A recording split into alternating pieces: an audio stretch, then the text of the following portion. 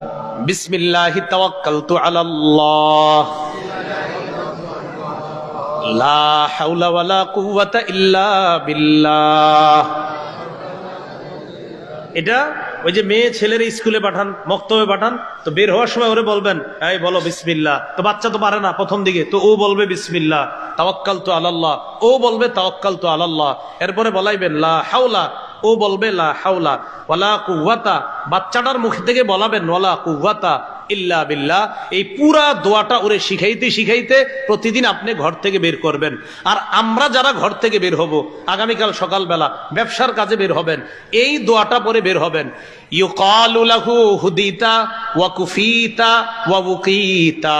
আপনি যখন এই দোয়া পরে বের হবেন, আপনাকে বলা হয় 1 নাম্বার হুদিতা, বান্দা তুমি হেদায়েত প্রাপ্ত হয়ে গিয়েছো। 2 নাম্বার ওয়া কুফিতা, তুমি বিপদ আপদ থেকে নিরাপত্তা লাভ করেছো। ওয়া বুকিতা, আল্লাহ তোমার জন্য যথেষ্ট হয়ে গিয়েছে, সমস্ত অনিষ্টতা থেকে তোমাকে মুক্তি দেওয়া হয়েছে।